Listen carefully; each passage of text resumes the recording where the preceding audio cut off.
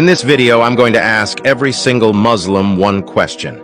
This is a warning, viewer discretion is advised. So we see throughout the Quran that their paradise, or also known as Jannah, is a place where Muslims will go when they die. As a Christian, we do not believe this, for we believe Jesus is the only way. But that is a totally different video. The Quran says multiple things about what will happen in their so-called paradise. We see that Jannah is found in the Quran, chapter 2, verse 30, and chapter 78, verse 12. But it's often translated as heaven, and believers or Muslims will be rewarded in the afterlife. For we see that there will be women in Jannah, but not just any women. Allah will make them with swollen breasts that will not sag, for we see this in Ibn Abbas, Mujahid. What does it say about men and these women? For it says in Ibn Kathir in his tafsir of Surah Al-Rahman, 55, verse 72, quotes, "The Prophet Muhammad says, 'The smallest reward for the people of paradise is an abode where there are 80,000 servants and 72 wives, over which stands a dome decorated with pearls, aquamarine, and ruby.'"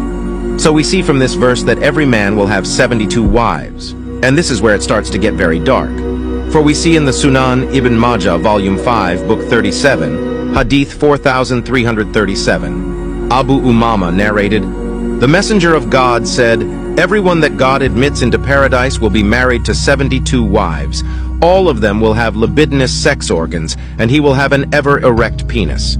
So from this verse, the men will have eternal erections, where they will be erect for all eternity. We see that the women will also be virgins, and after the man deflowers them, Allah will return them back to the virgin state. So now my question to Muslims as a man or as a woman, how can you be okay with this? How can you think that this is normal? I'm going to look at it from both perspectives. If you are a woman, how are you okay with being constantly deflowered for all eternity? And that sick, disgusting God of yours will return you back to the virgin state, where the man will keep deflowering you for all eternity. How can you be okay with that, knowing that you will be taken advantage of for all eternity? And as a man, you probably think that this is such a good thing. I get 72 wives, I get servants, a bunch of wine, that is man's paradise. But I'm going to make you think from another way. Your grandmother, your sister, your mother, your aunt, your daughter, your granddaughter, your niece, and every female that you know of that is a faithful Muslim will be deflowered for all eternity. You cannot be okay with that because that is absolutely sick.